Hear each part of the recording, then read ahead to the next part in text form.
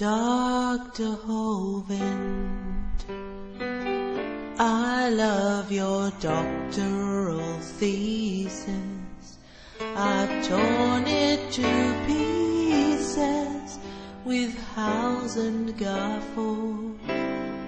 I can't remember when I last pissed myself laughing. It's a good thing the thesis mopped the piss off the floor. Welcome to part 52 of this read-through and peer review of Kent Hovind's doctoral dissertation, which was published on wikileaks.org on December 9th, 2009.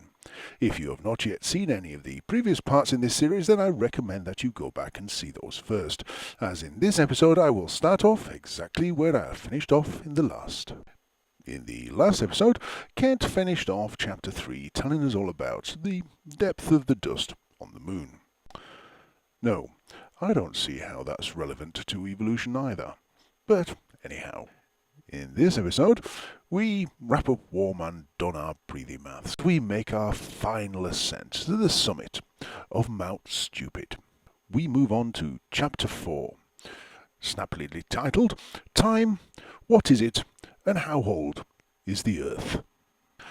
Over to you, Kent. Enlighten us. Believe it or not, one of the most important subjects that needs to be addressed in the creation-evolution controversy is the subject of time. Yes, Kent, and I would contend that you are specifically referring to exactly how much of it that you waste of hours, prattling on about all your Bronze Age bullshit that has long since been debunked and disproved. But that's not where you're going, is it, Kent? Oh, no. How old is the Earth? Is the Earth and universe 6,000 or 7,000 years old, as the Bible seems to indicate, or is it billions of years old, as the evolutionists claim? Let me have a guess now, Ken. We have an age calculated based upon observed scientific fact, backed up by evidence from multiple fields of science, and we have an age calculated by somebody, adding up the combined ages of all the characters that appear in a dusty old book, right back to the very beginning where it talks about magic gardens, enchanted trees and talking snakes. I'm not going to say which one I go with, but I'm guessing which one you do.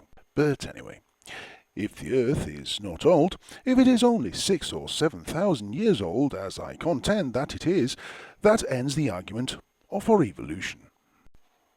And I suppose that if all the evidence from multiple fields of science points to an age of the Earth that is several billion years old, then that basically buggers up creationism, doesn't it, Kent? Kent continues, there can be no evolution in such a short time frame. Yes, Kent, I'll have to agree with you on that one. Time is absolutely essential to the evolutionists. If a person starts trying to prove the fact that the Earth is only 6,000 or 7,000 years old, the evolutionist gets extremely defensive. No, Kent, they don't get defensive. They get frustrated. They get angry at your sheer stupidity. That heavy wooden stick they're holding isn't a defensive weapon, Kent. No, it's a clue stick, and it's used to beat sense into idiots. But carry on. They will bring up different questions such as, what about carbon dating? What about the dinosaurs? What about cavemen? What about the geologic features of the Earth, etc.? Yes, Kent, what about them? I will try to answer these questions as well as many others later in this book. Yes, Kent, I'm sure you will, but we all know you're gonna fail. But then again, it's like watching a car crash. It's difficult to take your eyes away. So, we'll let you carry on, if not for any other reason other than to find out what dumb, stupid things you're gonna come out with next. Carry on, Kent. First, we will look at the subject of time. Lack of billions of years is the Achilles heel of evolution. If there isn't a lot of time, the argument is absolutely over. So it's just as well then that the Earth is actually 4.3, 4.4 billions of years old, Kent. I think that's enough time to be going on with.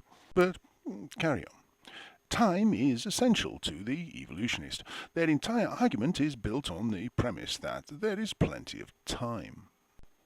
Yes, Kent, as I said, we have plenty of time. Almost as much time as you've got stupid.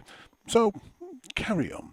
We don't have enough time to listen to you go around in circles. We've got some serious debunking to do. So, carry on. How old is the Earth? First of all, let's discuss what is time anyway. Oh dear, I feel a rumble in the ground.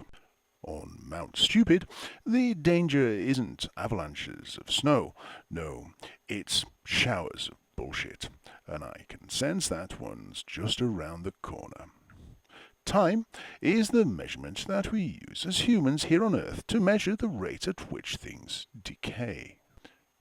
Decay, Kent? Decay. You don't have a particularly positive view of life now, do you, Kent? How about putting a little positive spin on that, eh? Anyway, I think your definition's wrong. The definition I tend to go with is that time is part of a measuring system used to sequence events, to compare the duration of events and the intervals between them, and to quantify the motions of objects in its very simplest form. It was at one time believed that time was constant, but that has now been shown not to be the case. Einstein proved that time is relative to the observer. And in fact, we can go round and round and round in circles trying to define time. I could quite easily spend hours upon hours going on about it, but I'm not. I'm going to let Kent get back on with his bullshit. Over to you, Kent. Time is a human element that does not affect God. It's difficult for us to understand how there can be no time in heaven. How can there be another dimension? We tend to think that this is April 28th, 1990, or whatever date it is, in heaven. This is the most common mistake people make when thinking about God. No, not really, Kent. The biggest mistake when thinking about God is thinking that he actually exists, along with heaven. When you consider that God doesn't exist, and neither does heaven, then the argument over whether there's time in heaven is somewhat pointless. But carry on. God is not limited by time. Well, he wouldn't be, would he? There is no time at all in heaven, because it doesn't exist. God is the same yesterday, today, and forever, because he is in a different dimension than we are. Yes, Kent. He's in the bullshit dimension. A dimension cut off from reality, and therefore it isn't real. But carry on. Right away, someone will say, now, that just doesn't make sense. Everything is affected by time. Be careful with statements like that. You are trying to put human limitations on God. God does not have any human limitations.